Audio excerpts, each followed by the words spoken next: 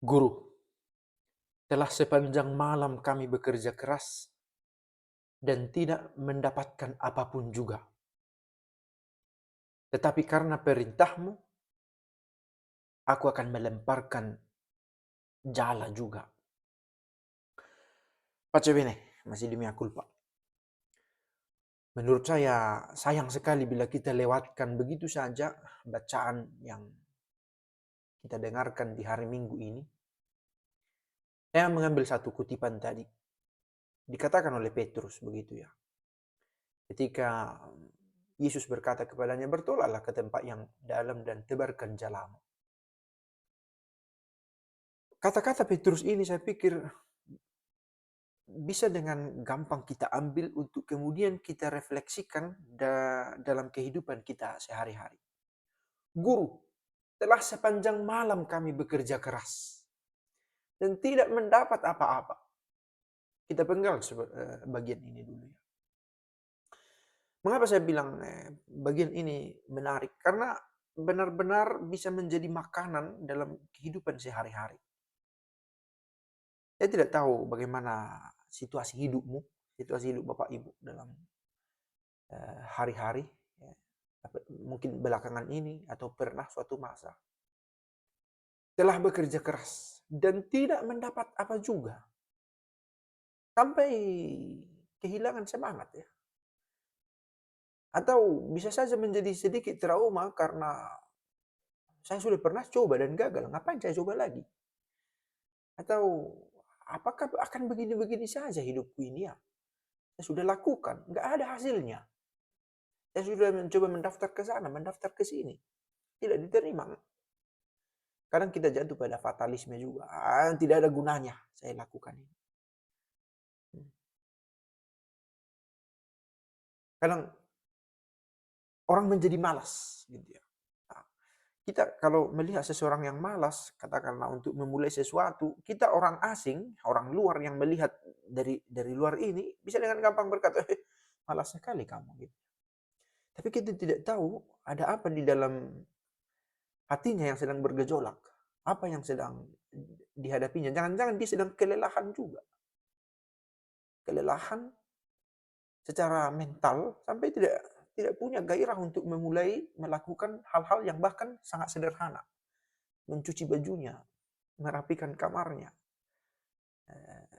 makan tepat waktu. Karena secara mental sudah down karena kelelahan. Gitu ya. Dalam versi bahasa Italia tadi diperdengarkan, abbiamo faticato. Kami telah menjadi lelah. Itu dipakai. Yang di bahasa Indonesia, sepanjang malam kami telah bekerja keras. Kesannya bekerja keras, tidak dikatakan apa efek kerja keras itu, kelelahan. Kalau di versi bahasa Italia yang saya dengar itu, abbiamo faticato. Kami telah kelelahan, telah menjadi lelah karena bekerja sepanjang malam dan tidak ada hasil. Oke, ini bagian pertama. Kita melihat realitas yang kita tidak inginkan tapi terjadi, gitu ya.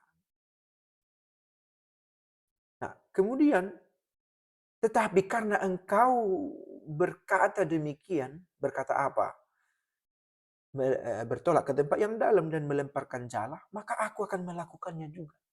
Ini bagian yang gak bisa kita pisahkan dari penggalan pertama tadi. Bahwa kata-kata dari Yesus memberikan semangat baru. Yesus menjadi alasan. Karena dia adalah teladan dan pemberi jalan. Kan gitu ya. Bagi kita untuk melangkah lagi. Kemarin saya sudah bahas juga ya tentang pemikiran Agustinus tentang rahmat. Bahkan kamu beriman dan kamu bertekun dalam iman itu datang dari rahmat Allah. Hal-hal yang kita anggap berasal dari kerja keras kita, sebenarnya itu berasal dari kebaikan Allah, kemurahan hatinya. Nah, kali ini kita mendengarkan kata-kata Petrus itu. Tetapi karena engkau berkata kepada aku untuk melemparkan jala, maka aku akan melakukannya juga. Belakangan saya melihat ya, dengan gampang, frontal, tanpa malu-malu, orang sudah berkata, "Saya meninggalkan agama saya," katanya.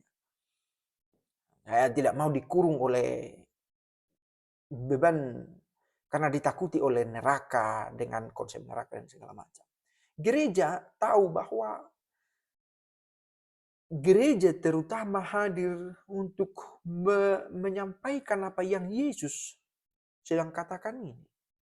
Kata-kata yang memberikan semangat, memberikan alasan untuk maju. Nah, jangan-jangan banyak orang meninggalkan agama karena tidak menemukan apa sebenarnya yang terdalam yang bisa didapatkan dari agama itu. Agama, terminologi, istilah agama yang kita pakai, kalau misalnya ke dalam Katolik, itu bisa merendahkan ya, bisa mengurangi nilai luhur dari apa yang kekatolikan itu tawarkan. Katolik menjadi Katolik, gereja Katolik itu bukan hanya soal agama. Soal agama apa? Soal doktrin-doktrin, ada kitabnya, ada bukan. Bukan hanya persoalan administratif doktrinal macam ini. Ini adalah komunitas. Disinilah kamu bertemu dengan nasihat-nasihat luhur dari yang kita sebut sebagai Allah. Dan Allahnya nggak main-main. Ia tinggal di antara kita. Yesus. Dan Yesus memberikan kata-kata. Dan kata-katanya adalah kekuatan bagi kita untuk maju melangkah lagi. Ternyata ada orang yang lama berkubang dalam kemalasannya, dalam kelelahannya. Ada yang bisa melangkah cepat. Apa pembedanya ini? Salah satunya bisa kita katakan yang satu mendengarkan kata-katanya dan melakukan, gitu ya.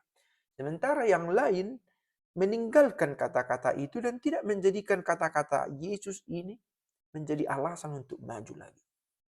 Oke, singkatnya.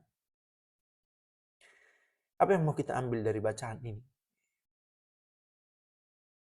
Mungkin kita mengalami kelelahan. Sudah bekerja keras sepanjang malam sampai malam untuk waktu yang panjang, begitulah kira-kira. Kita bisa paham.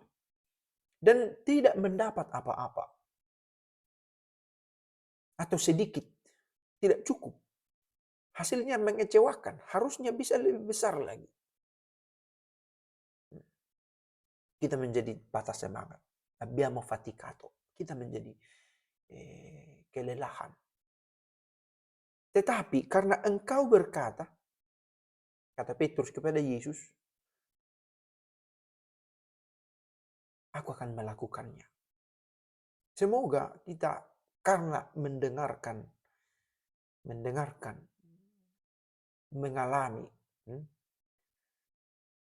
bertemu secara pribadi dengan Yesus ini dalam dua-dua, dalam perayaan-perayaan iman, dalam ekaristi, dalam devosi, penghormatan sakramen Maha Kudus, dalam dua-dua, dalam nyanyian, jangan-jangan dalam bacaan-bacaan. Semoga setelah pertemuan ini, secara pribadi, kita punya alasan untuk maju melangkah lagi. Menemukan alasan untuk melemparkan jala lagi. Fransiskus pernah berkata begini, saudara-saudara, Fransiskus Assisinya, marilah sekarang kita mulai lagi. Sebab sampai sekarang, yang kita lakukan itu masih sedikit, masih kecil. Nah, semoga dengan tuntunan dari Allah sendiri, dalam diri Kristus, kita bisa melangkah maju. Melangkah, bertolak ke tempat yang lebih dalam. Selamat hari Minggu. Ciao, pace e bene.